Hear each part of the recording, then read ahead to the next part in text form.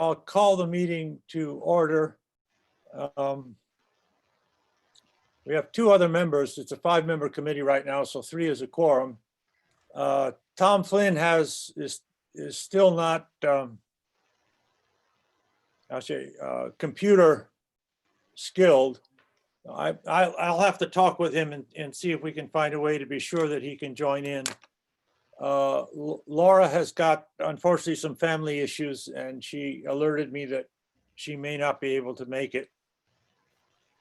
So the first item on the agenda is to talk about the work that Owen and the Center for Coastal Studies have been doing. The first, a small sort of pilot project that was funded by the Friends of Herring River, and then a proposal for a larger project before the Natural Resource Advisory Board. So Owen, I'll turn this over to you and lead us through your proposals.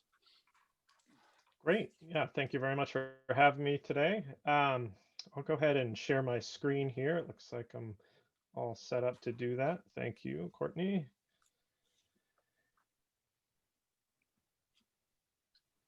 Can everybody see a title? Yeah, we're good. There? Yes. Yes. Yes. Wonderful. Great. So, I wanted to provide just a little bit of context before we get into this. This is very much this proposal, and some of the work that we're doing now is very much in the context of revisiting what a lot of folks have been calling the Curley Report. And this particular proposal was born out of a discussion that I had with John Duane back at the Wellfleet Harbor Conference a couple of years back. And I think most of you, if not all of you, are familiar with this report. This was put together by the Commonwealth of Massachusetts Division of Marine Fisheries. It was part of a series of studies that was done, on different, estuarine bodies around Massachusetts. And this particular one was conducted in 1968 and 69 in Wellfleet Harbor. And it really hasn't been duplicated since, which is, why so many folks are pushing for, revisiting the study, very similar to project in Pleasant Bay, which I'll talk a little bit as well today. Really comprehensive report. Not only did they do some primary research, but they reviewed a lot of other available data that were out there on habitat, historical fisheries data, human impacts. And the study that I'm going to propose today, as well as some of the ongoing work that we're doing, kind of fits into this context very well, in my opinion. One of the things that I'm focused most on in this historic report is the systematic surveys that they did. So not only did they sort of accumulate some various data sources, but they did their own replicable surveys that we can go back and revisit again. They did a series of seine surveys and trawl surveys around Wellfleet Harbor. You can see at the left-hand side, those little black dots are taken right out of the report. Those are some of the different sites that they surveyed. And they came up with a comprehensive species for fish and macroinvertebrates, as well as a really valuable baseline data set. Unfortunately, what they didn't do, and you'll find this in the recommendations of every one of these reports, is we should do it again in a few years, and we should develop more of a monitoring program based on this. And unfortunately, that was kind of a one-off study that was very valuable in helping the state set some research priorities and management priorities. Keep up an ongoing program based on these studies. As John mentioned, I'm going to talk a little bit about a pilot project that we have going. This is funded by the Friends of Herring River through their first annual Donald Palladino Fellowship. And so what we proposed as part of this project was to replicate some of the work that was done in that Curley report, particularly the seine surveys. They're very replicable. The methods are fairly detailed in there. We already have a seine net. It's the same net that we've been using in other areas to replicate these similar studies. For example, the study that was done down in Pleasant Bay, we used essentially the same net that the Division of Marine Fisheries used in the 60s when we did our surveys a few years back, funded by the Friends of Pleasant Bay. So we've been out doing surveys kind of every other month to every month, depending on weather conditions. And I'll talk just briefly about the preliminary results from those seine sets. But as you can see in the right-hand side, it's a 60-foot commercial grade beach seine that we use. We do it in a very standardized way, very much the same way that they did in the 60s and that we've done elsewhere. So it's replicable and comparable across different studies. And some of the species that we've documented, most commonly in the 1960s, and again today, Atlantic silversides are really, really common. They're one of the more important forage species in local waters. They're neat critters. They only live a year. They're bait for just about everything, forage for just about everything. And you can see on the left-hand side, this has been a project where many hands make light work. We've had the participation of some volunteers and members of the community as well. So some citizen science at work here, and note everyone is wearing masks, and the family units and individuals are socially distant as well. It's a nice thing about having a big long net. But it's been a neat project so far. So silverside's very common. We've seen some little bluefish. I know, John, I think it was you that asked about some of the, the more mobile, sport fish species. And, we certainly catch the small ones. This net is great for catching, snapper blues and little striper as well. We haven't seen any bass yet this year, but expect to see them next spring probably. And, we do see a lot of schoolies with this net. One of the really exciting things that we saw is a lot of menhaden, and menhaden are a really important fish for a variety of different reasons. They're important in terms of water quality, for water filtration, and just one seine haul at the town pier during our August survey, we had over 1,500 menhaden. We actually had to stop counting essentially so we could get them into the water alive. So we had to make a volumetric estimate of how many buckets we had. So that 1,500 is literally all the ones we could count before we had to just start letting them go. And these are small fish. Again, a very important forage species. This size class, what most fishermen call peanut bunker. They're really important bait and forage for a lot of other species. And just the presence of these fish alone is interesting and important. A lot of folks bemoan the lack of menhaden over the last several decades, and noting that they used to be much more abundant. So in the past few years, this is fairly typical of what we've been seeing around the Cape, is big schools of these small fish. So it's good to see them in Wellfleet Harbor, and good to have some quantitative data on that.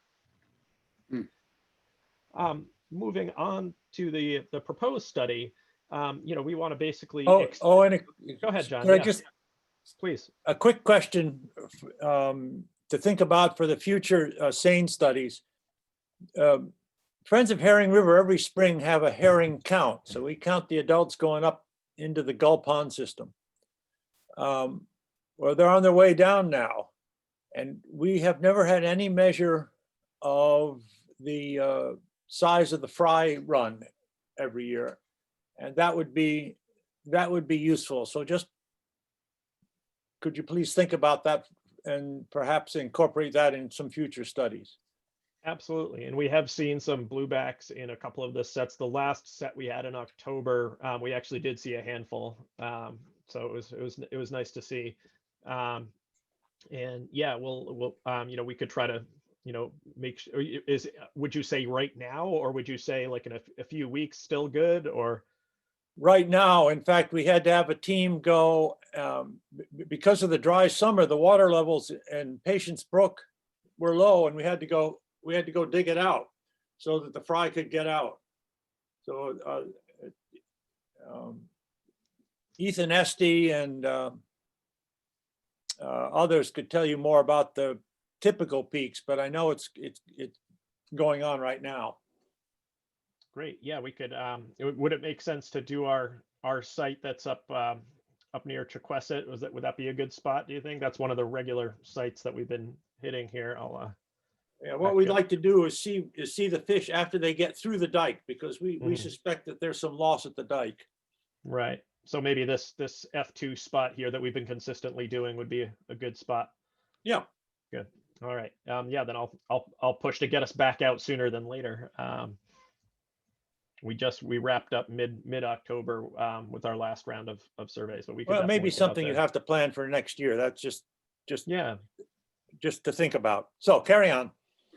Yeah, so what we'd like to do is, essentially build on this pilot study. We're already kind of checking one of the boxes in terms of the work that was done in the original Curley study. We would continue sane sampling just to make sure we have a good data set, but also building out on that and replicating some of the trawl surveys that they did. We would revisit some of those same survey sites that they did back in the 60s, as well as going over top of some of the benthic habitat sampling stations that Mark Borelli and Agnes Mittermeier and their team have done. There's a couple different reasons for doing that, not the least of which is the fact that we have such good information about the habitat at those stations. And I'll circle back to this later, but being able to explore correlations between what's in that benthos, what's some of the smaller organisms that are there, and habitat type is really valuable in terms of giving us information on relationships between some of the different larger invertebrates and fish species that we capture, and what the relationships are between those latter species and their habitat. So we'd revisit basically all the Curley sites as well as a subset of these habitat mapping stations. The tools we would use to do that.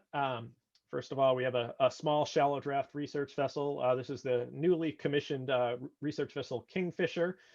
She's the pride of the fleet right now. And she replaces our older RV Shackleton, which we used to do the Pleasant Bay surveys. This boat's going in the water as early as next week to do some of this same kind of work for the town of Eastham. We're going to be visiting a set of survey stations in Town Cove and Nauset Marsh, funded by the town of Eastham.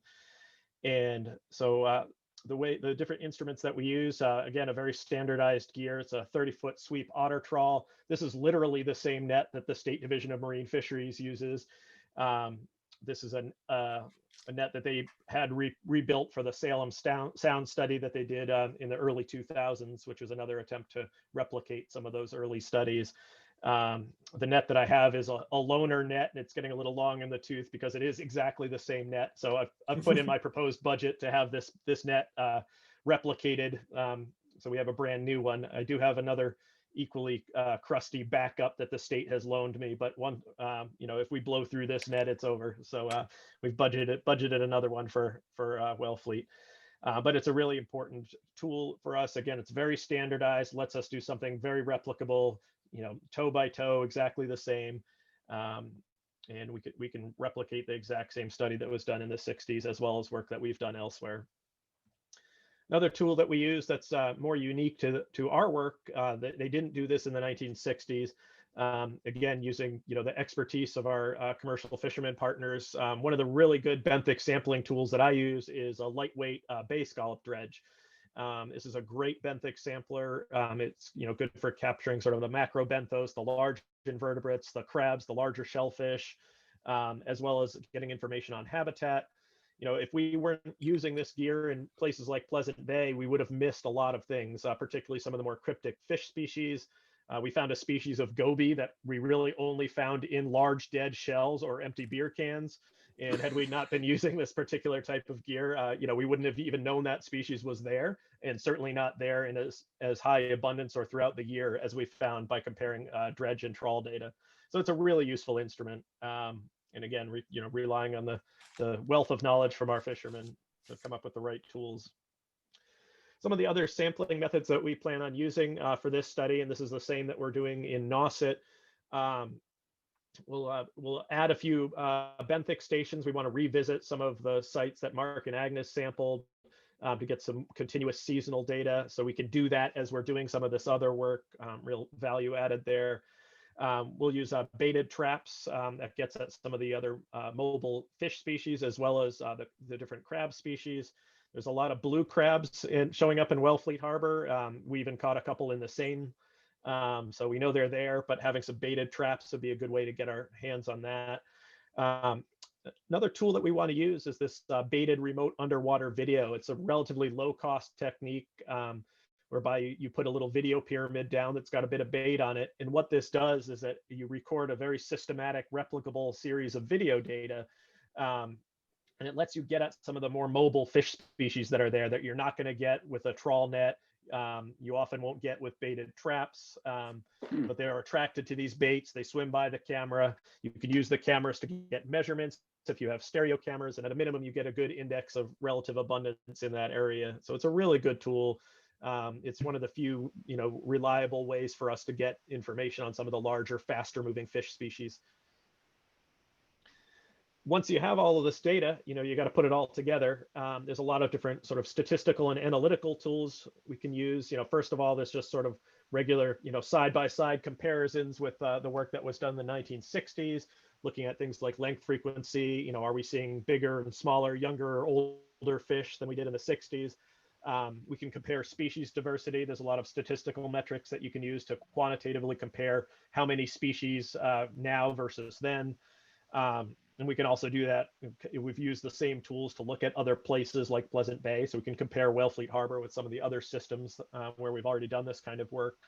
And this is also really important for comparing the data that we collect with the habitat information from the existing benthic sampling, the seafloor mapping work that Mark and his team has done. So there's a lot of information there and a lot of analysis that you can do. And this analytical work would be part of this project as well. And, just kind of scale back, we're talking about essentially, arguably the biggest part, but not the only part of that historic Curley study.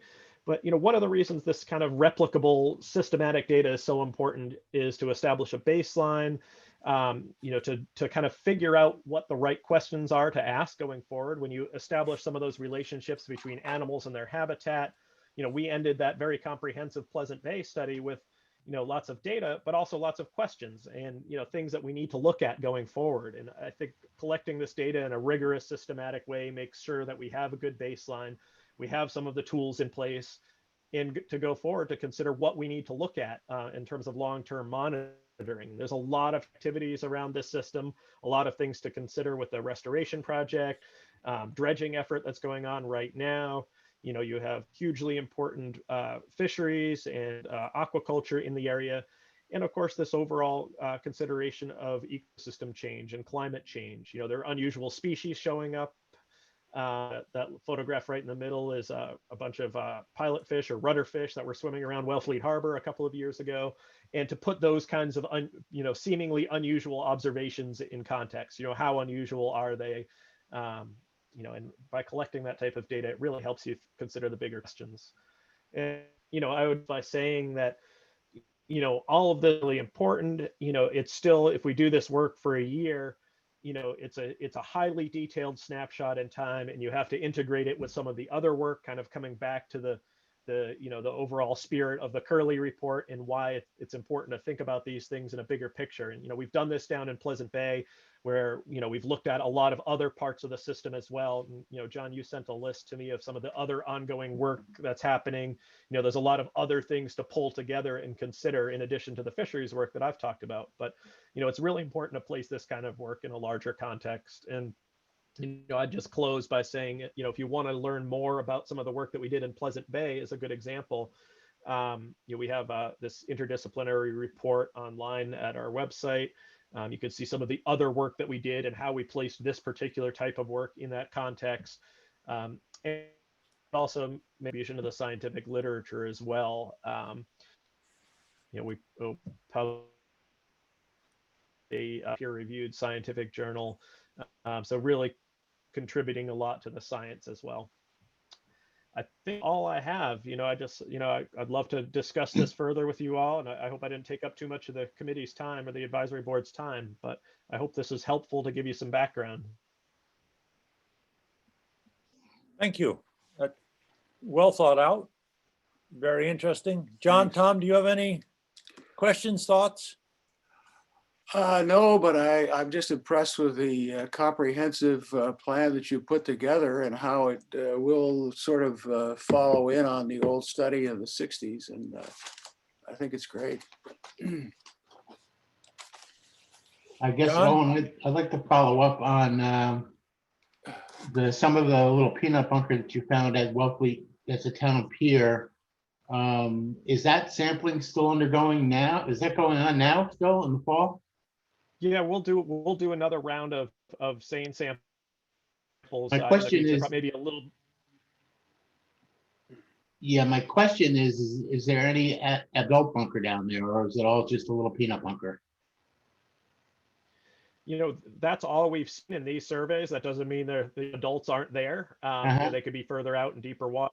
You know, these are just intertidal seine surveys. So the big fish may not be coming into that shoal water the way the little ones are. So that's one of the reasons we want to use some of these other sampling methods going forward. So just to be clear, where you were sampling, where you found all those little peanut bunker was down by right at the marina. It's pier, right? That's right. Yep. If you're at the harbor master's shed there and you look east, I think there's a patch of grass there, and we go right out next to that patch of grass.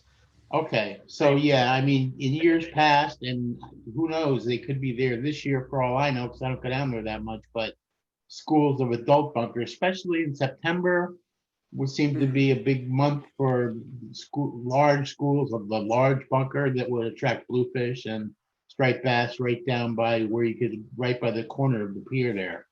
As long as the tide was up, there'd be plenty of bunker there. So that's one question I had, but the other question actually was more specifically about, is there going to be a part of the study that's going to involve, I know we're going to obviously involve other boards and, you know, resources in the town, but like in terms of figuring out what the predator fish are eating, like what striped bass and bluefish are eating, diet studies. There was a guy down in the Chesapeake years ago named Jim Price who began a study when the stripers were struggling down there. Why aren't they getting fed? And I'm just curious if there's been any thought about either commercial fishermen participating, sport fishermen participating, somehow surveying what these fish are eating. My understanding is you have to bring stripers back to the dock whole. So there seems to be an opportunity there where you could study what's in their stomachs.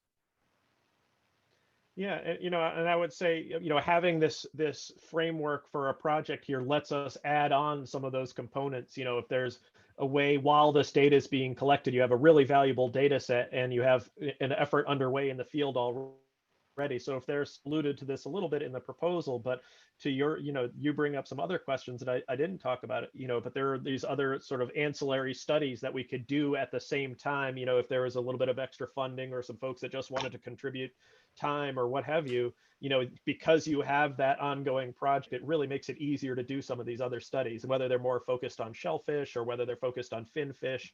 You know, if you have people looking at stomach contents of these game fish at the same time as we're doing those surveys, that's a huge value added. So absolutely. All right, well, I think you'd find a lot of people, a lot of willing participants here, either for incentives, small incentives, or just to be part of a pilot project to study Wellfleet Harbor. I think you'd find people would be willing to step up to the plate here in Wellfleet. We could trade them bait from the same survey for the adult fish. You don't overlook that.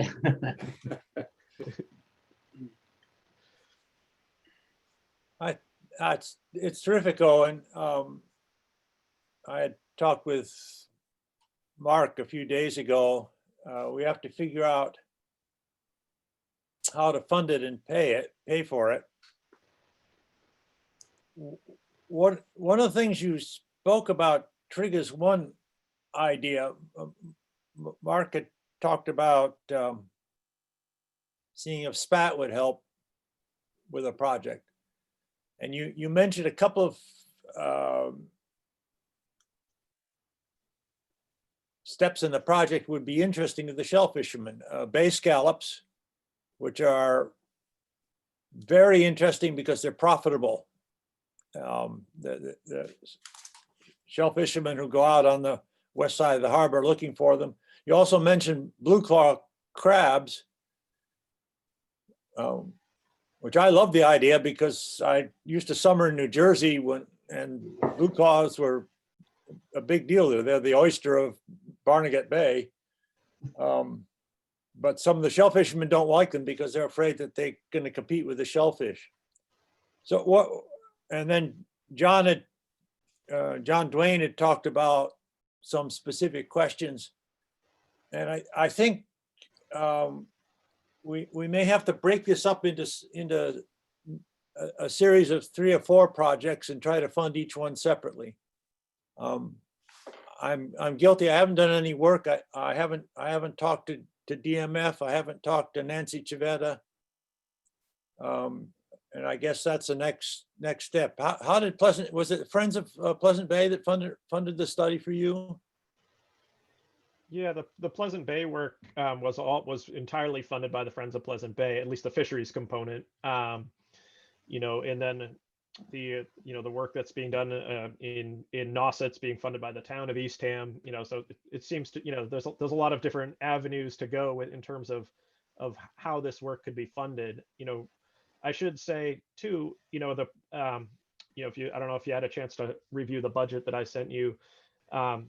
My boss, Rich Delaney, is willing to have us, lower our indirect rate to, we really do want to get this project done. Ordinarily, we tack an indirect rate onto every project, but we might be able to do it for at least a few $1,000s less, maybe several $1,000s less, depending on what I can get Rich to do it for us working with the town. But we really like working with the towns. We like seeing this work get done, and so anything we can do on our end to match it in kind by lowering some of the indirect costs, we would be willing to do. Yeah. So there are several thoughts. First of all, through Nancy, we could get to SPAT, and they should be and tie this into a shellfish survey, which is part of our plan as well. As it happens, I'm on the board of the Friends of Herring River, and as an organization, we would like to develop in the way that the Pleasant Bay Association developed. It's first of all focused on some narrow environmental topics, and then growing. So I could try to see if the Friends of Herring River are ready to do a fundraising project that would cover part of the cost. Has anyone talked to DMF? Are they, I suspect they don't have funds, but I'd be curious to know. Yeah, I mean, when I reached out to them in the past, about this type of work, and they're very supportive of it, because some of those folks who did these studies are still around or are just starting to retire now, and so they like seeing the work done, but they definitely don't have funds for the work, and so they were glad to contribute some equipment and technical assistance, advice. Thrilled to see the work being done, but they don't really have the funds to do it, which is a shame. But that's been my impression. There's not a lot of state and federal money around for this stuff, and if anything, there's going to be less probably. Probably less and less, But So help in kind is very important. yeah, for grants, it's definitely important. But I was wondering, sometimes the town itself has some discretionary funds. The Conservation Commission has a little bit, and the Harbor Master, obviously, if we can tie it somehow into the Harbor Master. I don't know how we do that, but they're pretty well funded for little chunks of money, Well, the other thing I was thinking that if we could split this up in a clever way. Yep. Marketing wise, we could go to town meeting.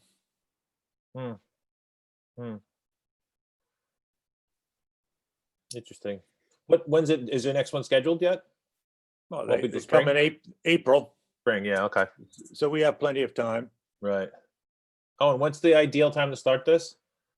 We put April in the study plan, but I mean, it can start sooner or later. April is a good time just to kind of, I prefer starting in the spring than in the fall for this kind of work, because it gets you out there before all the tourists are on the water, and you can kind of start your work, figure out the lay of the land. It changes every winter, and then so at least I'm used to pretty dynamic areas where you have to refine the channels and shoals and stuff like that. So Right. I prefer to start in the spring, but it certainly doesn't have to be that way.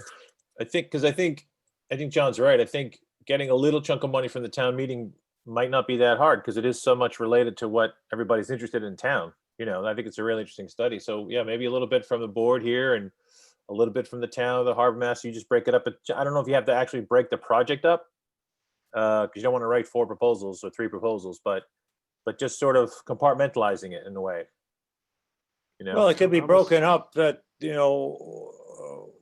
be one source phases. of funding did the first third of the season while we Right. worked on the. Yeah. But I think we all have to, I will, Friends of Herring River, when do we have a meeting in about 10 days. I'll see if I'll talk to our president, see if we can get that on the agenda and make a case. I think these are the kinds of things they'd be interested in, only because it gives you that baseline data, right? If you want to see what the dike is doing after it opens up, you're going to want to have some baseline data, and they're very focused on shellfish, and that's fine. But this is all part of it, right? It's all part of the same ecosystem. I think if it's pitched to them that way, or emphasized that it's pre-data, right? It's before opening data. I think that's going to be pretty important. Okay. Well, the other thing is it fits into what I think the Friends of Herring River are interested in the future in growing. I mean, obviously right now they're pretty tied up with getting the project done, and we still got some important permits to get. Mhm.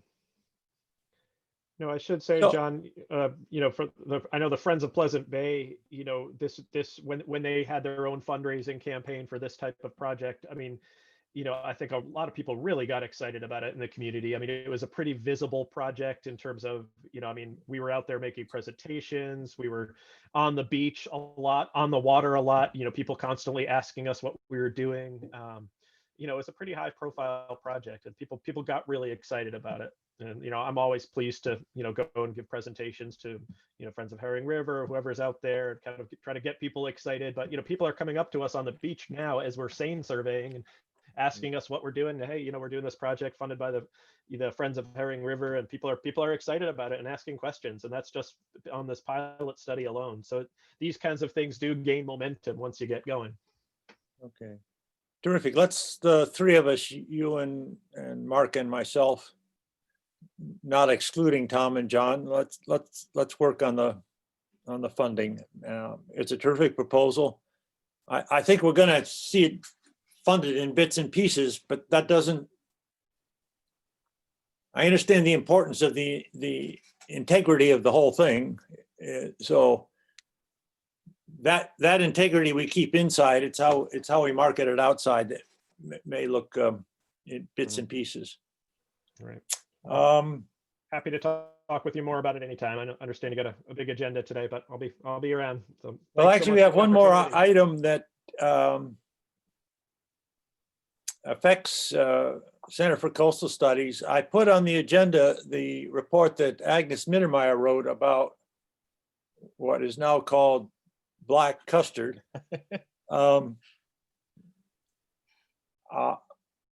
I would like, well, first of all, from John and Tom, if you read the report, do you have any comments or thoughts on it? The one comment that I would have is the definition of black mayo, which they have used in other areas, and which seems to define a toxic kind of nasty stuff, which this black custard is not. So I don't know if that's something that can be kind of introduced into the jargon consistently now, because there's not human waste or tar or arsenic or any of that stuff in there, which apparently black mayonnaise does have. So I don't know. Yeah, that's the goal. It's black mayo is sort of a pejorative term, right? It's not something you want. Right. Black custard is sort of a naturally occurring material, and it's not all bad, and but it takes decades to change jargon like that. Right. It's a Right. long time. A long time. But, Mark, have you ever thought of the question of what is the origin, what is the original source of the black custard? I mean, it comes from Cape Cod Bay, but where does it get into Cape Cod Bay? Oh, it's all glacial. It's all glacial. These are the muds that were laid down in the old glacial lakes. Okay. Really, really fine grained material, and as you have erosion along certain areas, they just become exposed, And over time, it just gets into the water column. And once it's in the water column, it's gonna stay there until it flocculates. And Right. so And it's, I understand That's- that Wellfleet Harbor is a nice trap for it because of the direction we face, so. yeah, that's part of it. That's definitely part of it. But again, it's not everywhere, right? That's Mhm. the interesting part. This stuff is in the water column. If you were going to take water samples, it'd be everywhere almost equally. But the problem, the question is, why does it, why do you have this stuff in certain places and not other places? So yeah, it's interesting. John, any thoughts? I'm just, the whole concept of there being, the only thing my reaction to the black mayonnaise or black custard, whatever you want to call it, is that it was so deep at the end of the pier. I had no idea. It was like 7 feet deep or 8 feet thick. Yeah, There. 10. At the bottom. That was shocking to me. Yeah. So I guess it's a good place to collect it if you're ever gonna do experiments on it, but I don't know what the repercussions are of having all that stuff right at the end of the pier there. That's my only question. It's never bothered me because I've never gotten stuck in it in my boot particularly. But I know that it's a problem for some people, and I assume that's what we're talking about, that real thick, mucky stuff that's like, I mean, I know it's got a specific definition and it's very fine, but that's the muck that's all in the bottom of Chipman's Cove around the area there. Yep. No, it's really interesting. And it's fascinating. Agnes did a great job. It was good. It was a good project. And Steve Swain developed that instrument that we can now sample at depth with, which is really interesting too. Yeah. Yeah. Well, unless somebody discovers something that it can be used for, it's just going to sit at the bottom of our harbor, as far as I can tell. Yeah, well, my boat captain's got some ideas. He thinks we can take it out and make Wellfleet mud a cosmetic product. There, Could be another thing. there. Well, I would say that sounds like a wacky idea, but you just never know. Sounds like an idea that's about 50 years too late, but Right. I would like a motion, keeping in mind Tom's comment, and maybe that could be clarified in a final draft, to approve the report that Agnes and the Center for Coastal Studies have sent us, and to authorize me as chairman to sign a final invoice for payment by the town. I'll move that. As John stated. I'll second it. All in favor? Yes. Aye. I, All right, 3 ayes. So that will go in our minutes, and Mark, as soon as you get me an invoice, we'll process it. All right, will do. John, is that report up on our website now or the town website? It was part of our minutes. I will put it up on our website now that it's been approved. Okay. Easy to do. I just send it off to Courtney or Jennifer, and presto. Yep, you can just let me know. I'll add it today. Okay. I don't know if I'll get to you today because we got to dash off as soon as this meeting's. Yeah, whenever works. I'll get it to you, said Courtney. Thank you. Thank you. Owen, Mark, thanks very much. We're going to talk a little bit about our harbor plan. You are welcome to continue to listen and hopefully contribute, or if not, we'll be in touch further. All right, I'm gonna run, but thank you Okay. guys. Appreciate it. Great. Yeah, thanks for having Thank us. you. Bye-bye. Talk Yeah. soon. Okay, bye now.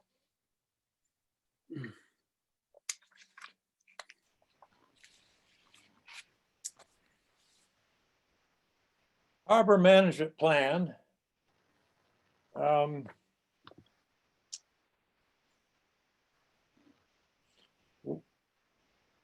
What I would like to do is to go through step by step the current draft that I sent you. And then talk a little bit about the future plan. I'll talk about the future plan first. I am proposing that this draft be, this plan be something that exists only online. I'm not proposing to print up fancy copies. Unless Jennifer Condell or the select board push back. The major work that I have to do over the next 10 days or so is to get the references in place, and those will all be in the form of links. So if you go to this report and you want to see some particular article, such as the ones that Steve Smith wrote, I have the links of those articles. That being said, I would like to get this to the Board of Selectmen by mid-December. So I'm going to set myself a tough schedule.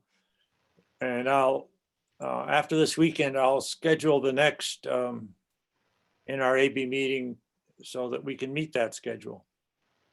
Let me start by just then going through the plan in the order that it would be presented. If you compare this to the first two harbor management plans, it's very different. Much shorter, much more focused on a few key issues to be thought about in the future. Are we all comfortable with that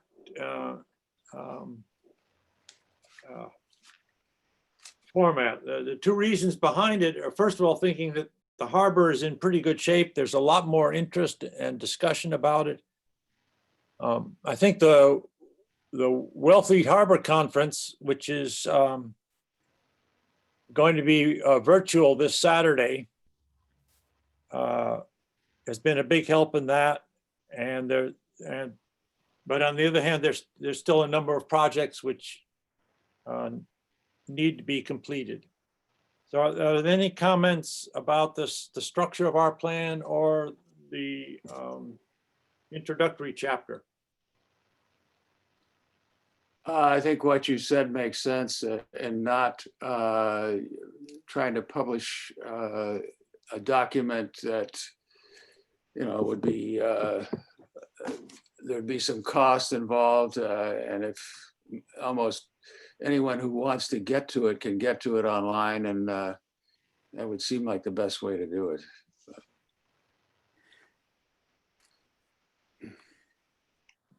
So my only I mean, I played around a little bit with the shellfishing chapter and added some links in there. I assume I think that's all I pretty much did, is I just added a little bit of language or changed some typos and added a bunch of links where they should have been, like where it says Curley Report, now there's a link for it. So I circulated that around, and other than the fact that I put it on town letterhead, which it doesn't need to be on letterhead, I think the only thing that really, when it comes down to having a link on the town website that here's our harbor management plan, it still has to have an appearance. You don't want it just to look like a Microsoft Word document. You want to make it look like it's someplace you're going, because the world's going to have access to it. So somebody No, I agree with that. I agree with that. So I don't know how that's all going to work, but when it comes to the hyperlinks, that's pretty easy for the shellfishing chapter. But when it comes to the content of the rest of it, I'm going to leave it to bigger minds than mine to figure out what needs to go in there. Well, I've sent myself the challenge.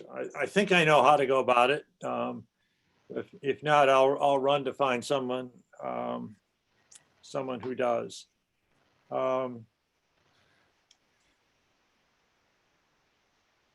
First chapter is about climate change. And the question, and the first subtopic in that is sea level rise, and in particular, there's the question of how that affects salt marshes. And I heard about and listened in last Friday to a webinar put on by Wacoit Bay in content together with the Woods Hole Institute. And one of the things they talked about was using lead-210 isotope as a way to measure the age and the growth rate of a salt marsh. What's critical is that the growth of the salt marsh has to keep up with the tides. If the tide increases faster than the growth rate can attain, the marsh gets drowned. But that was very interesting. And I had also been aware of some work that Steve Smith at the Cape Cod Seashore, National Seashore, has been doing, and which is the first talk on this Saturday's Wellfleet Harbor Conference webinar. That's a new term. And he is talking about the risk to different salt marshes depending on their surroundings.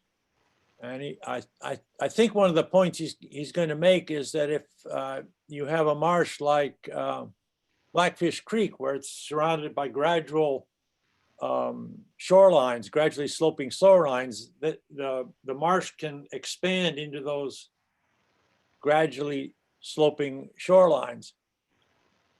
That creates a problem for the Conservation Commission as to how to write some shoreline regulations.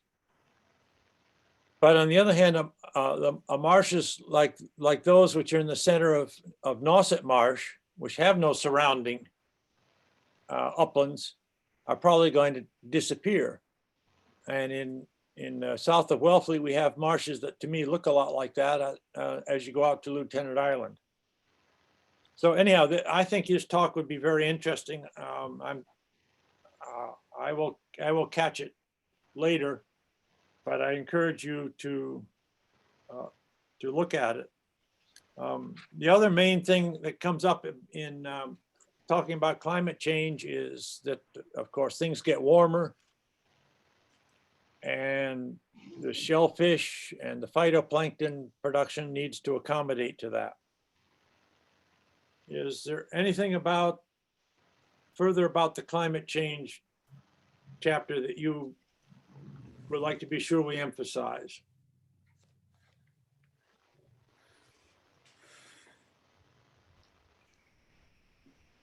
Looks like we're on the right track. I think we're okay, John. John, shellfishing. Yes. I sent around a revised, just called, whatever you called it, HMP Shellfishing Chapter V2. And other than the fact that I put it on town letterhead, it's pretty much what you wrote, John. And I circulate, it's got a bunch of hyperlinks in it that I replaced, like where it says Curley Report. There's now a link for the Curley Report, and a couple of other places I referenced Anna Maria Frankich's work in a link there, the Green Harbors Project, with something to do with shellfishing. And you could just look at it. There's other stuff that could be added or it could be changed around, but I mean, that's kind of a rough draft for me. We have a Shellfish Advisory Board meeting coming up sometime soon. And whenever we do, I plan on letting them look at it and see if they have any comments and tell them this is what we're thinking about doing. You know, what do you want to see in the next 5 years in regarding shellfishing, and see what they say. So that I did start. And I also did want to follow up on the what we were talking about before with the Center for Coastal Studies and a finfish survey. Now that we have our harbor conference, and we could have this offline, John, but the harbor conference is coming up 3 Saturdays in a row. And I'm wondering if we should start getting the word out there that for 2021, we're looking for participants. If you're a commercial fisherman, any kind of finfish sport fisherman in Wellfleet Harbor, And whether you're a rookie or an expert, you've been doing it for years, or just starting, if you want to participate, contact me or contact somebody about next year, starting to do work in the spring in a pinfish survey. I think that would be great. So should I talk to Jeanette about that? Yeah, Okay. for sure. But I think the committee would be very, very interested in that. Couple things about shellfish. Yeah. I was looking at our charter, which was approved by an annual town meeting. I am reminded in 1987.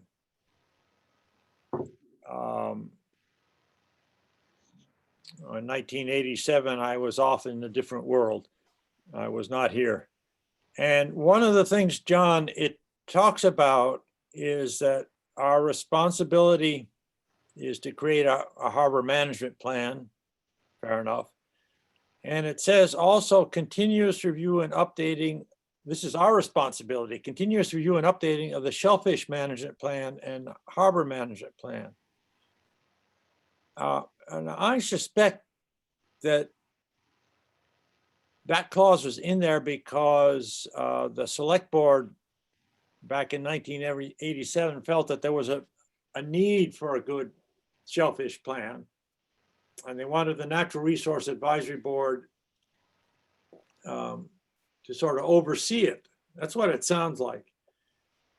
I think there still needs to be a shellfish management plan, as well as a harbor plan. And I think that the two groups need to cooperate together and link together. But I was beginning to think that we may want to look at our charter, update it, and I don't think it should read that we're sort of in charge of the Shellfish Advisory Board. I think it needs to be a much more cooperation and mutual communication. So our charter is on our website, on the town website, and I look at it and think about it. I'll put it on the agenda for our next meeting. And John, I think you should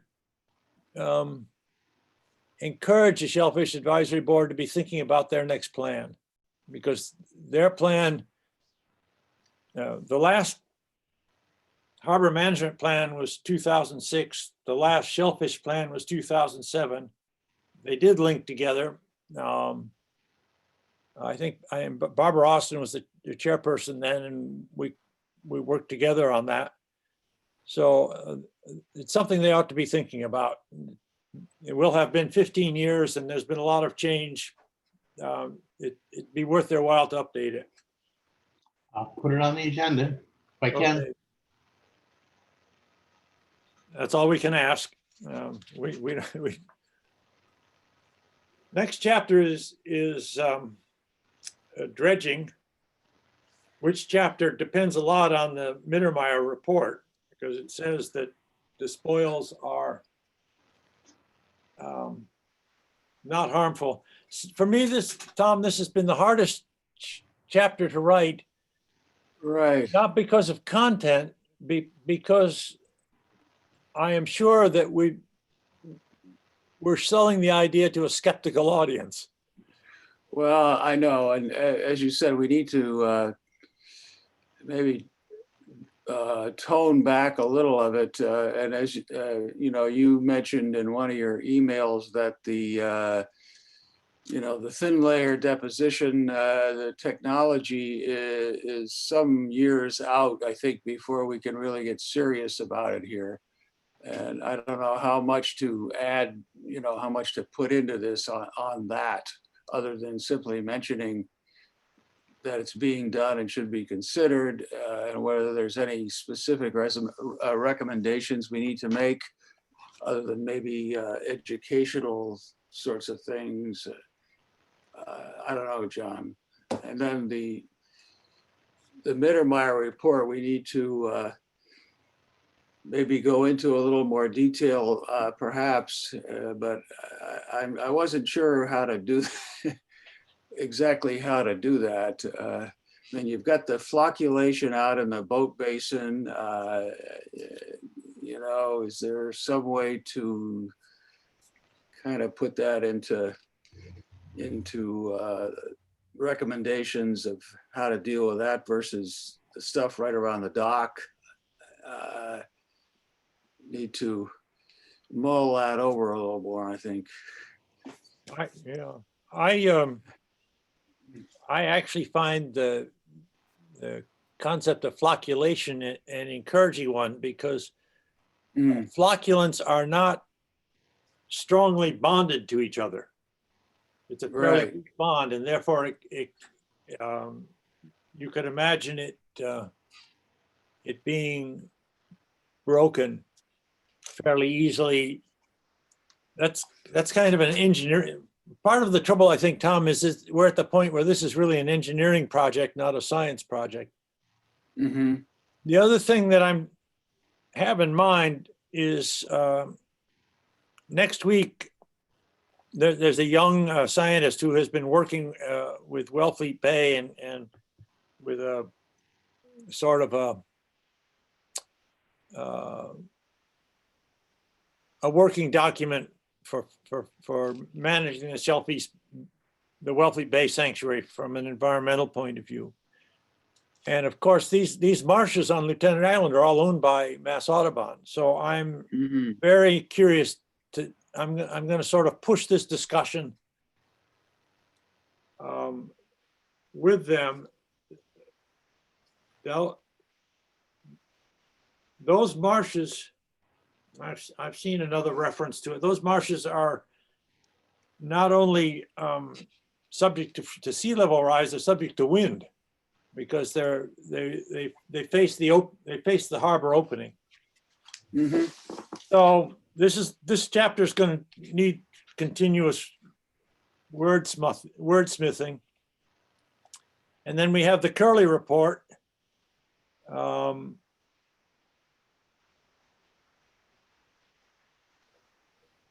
I think one of the interesting things is I started to list all of the things that could be measured relative to the harbor, and how much of it is already going on or could be going on by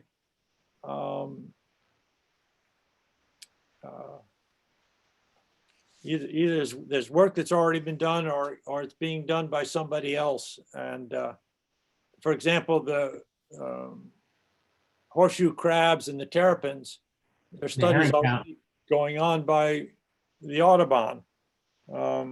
Water quality is already being measured by Amy Costa at the Center for Coastal Studies. So we don't have to do that as part of a new Curley Report. It's already being done. So John, did you have any, this is sort of. Well, that was the same thing with the You're- herring. The herring, we're counting herring already, so that's part of that. We're counting them going up. We're not counting them going down, though. Yeah, but that was a good thing you brought up. I don't know how you're ever going to measure the fry that go out of there, but There's a lot of them. people see them swimming by the count site and they comment on it. But Yeah, how are you going to count that? Yeah, that's a good point, because it happens all through the year. It's Yeah. not just right now. I think what's happening now is the fish have been enjoying the summer in Gull Pond, and then they say, "Whoops, it's getting cold. We better get out of here." And they're finding it difficult.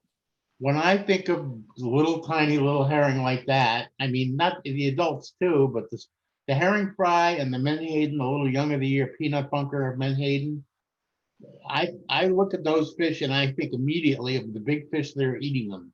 So if you want to study those fish, cutting open the stomachs of fish that are caught by sport fishermen somewhere around the dike, I mean, that seems to me it's all going to tie in together with figuring out how the state is of the forage fish. Now, sand eels is a whole nother thing. Sand lanes. I don't know how you're ever going to measure them. Those are raked up and they would be certainly in the stomach contents of fish.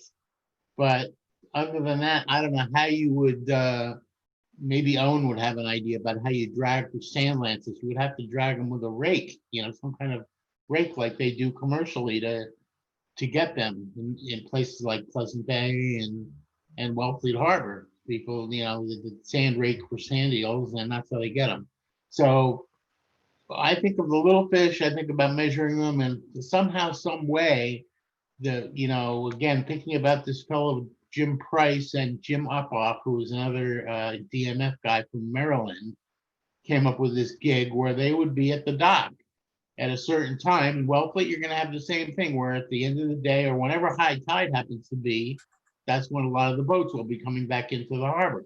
And that's when you need to have somebody there that's actually cutting open the fish, checking their spleen, checking their stomach contents, male or female, and then you have a baseline. So that's one of the things, again, it seems to me, in terms of studying the harbor, I think you're going to get a lot of interested participants in that. And a lot more, like Owen was saying, or I forget if it was Owen or I forget, talking about the folks that are saying, what are you sailing for? What's that you're catching? It's like people are going to be saying, what are you doing? What are you measuring this fish for? It's going to encourage more participation. And so anyways, sorry to be rambling, but that's my thoughts on that. I think what one thing that, thinking back to Owen's presentation, one thing that would be helpful, John, if you reread the original Curley Report and thought about your fishing contacts, and maybe be a little more, maybe we're going to have to be more selective. We can't go after every species. For example, sand eels, maybe we can't go after them.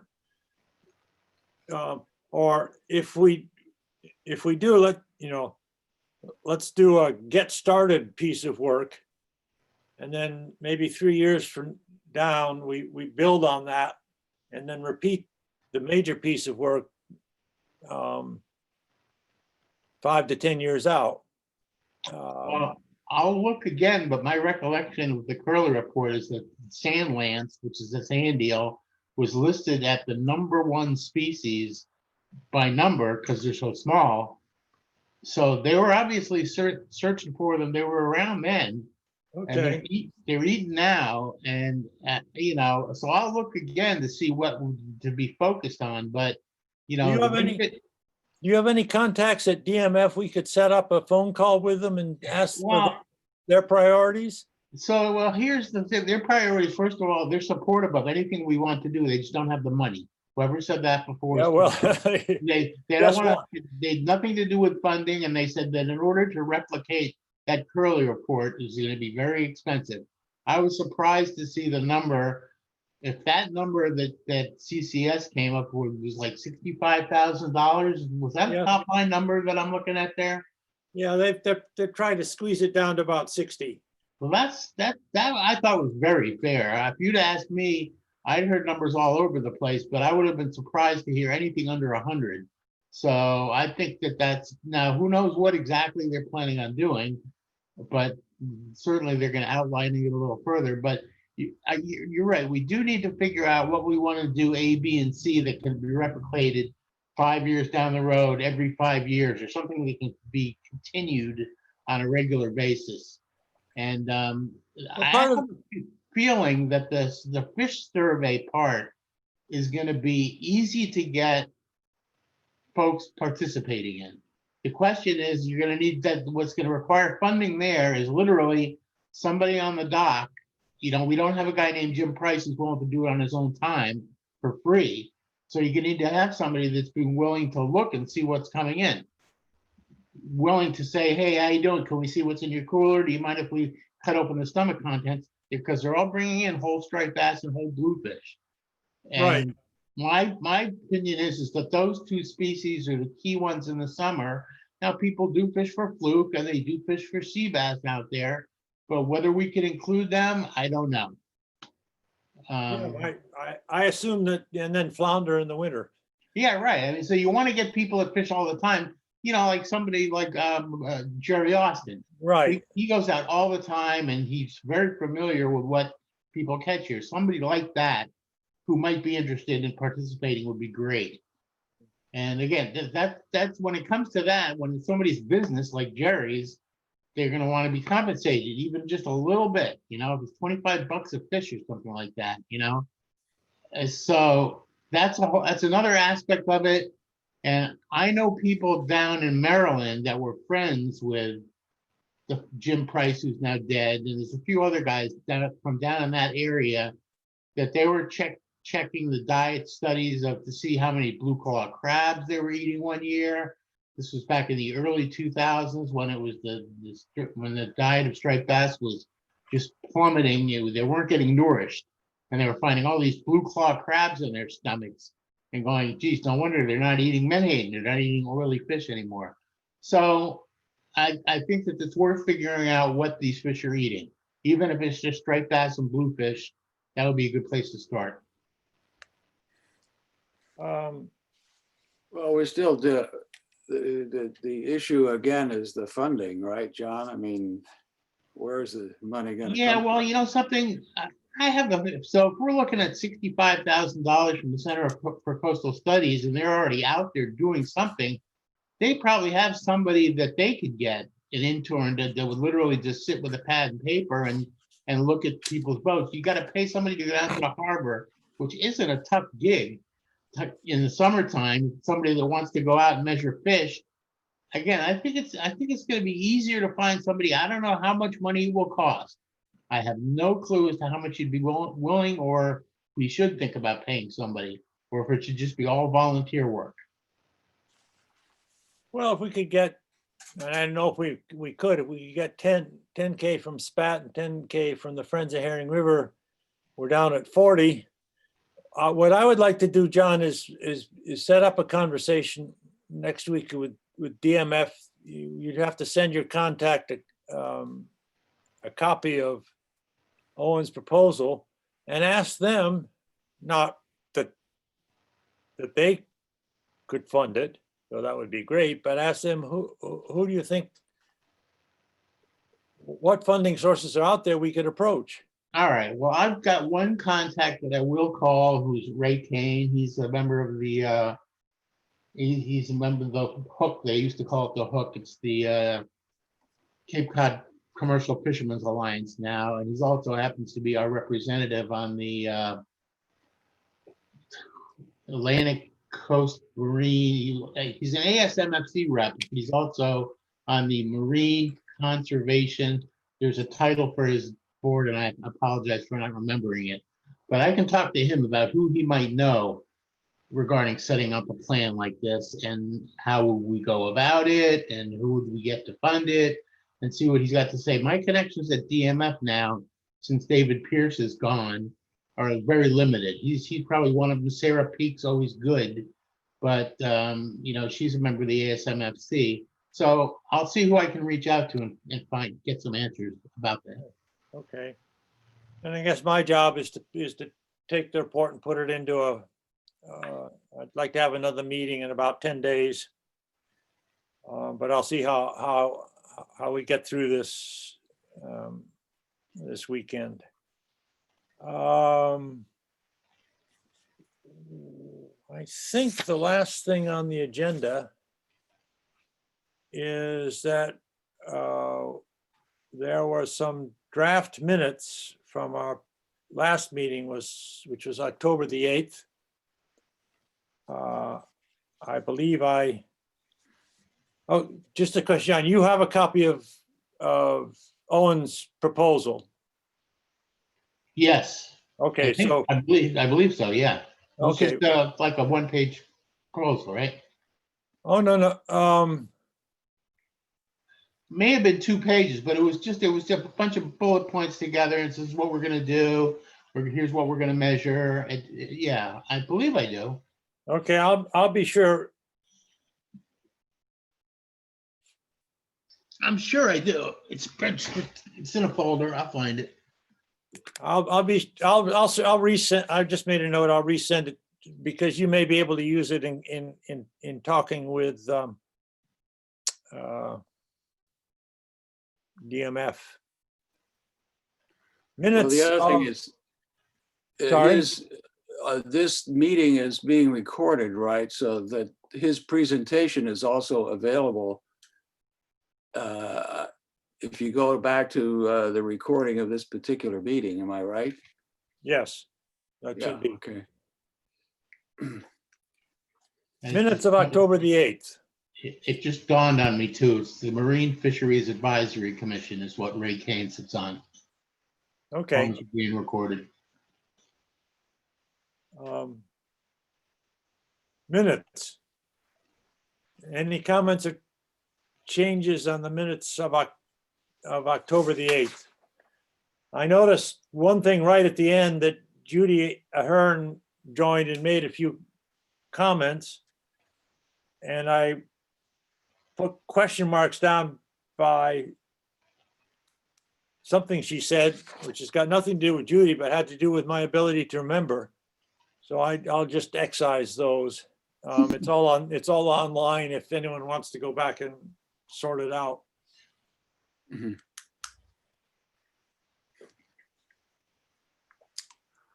Well, then I would move that we accept the minutes as presented, John. Second. All in favor? Yep. I don't think we have any visitors this time, but any other business? Then have a good rest of the week and the weekend, and I'll be in touch early next week about our next meeting. So thank you all for your help today. Thanks. Thanks, John. Thank you, Courtney. for Thank you, signing off. Courtney. You're welcome. Have a good day. Yep. Okay.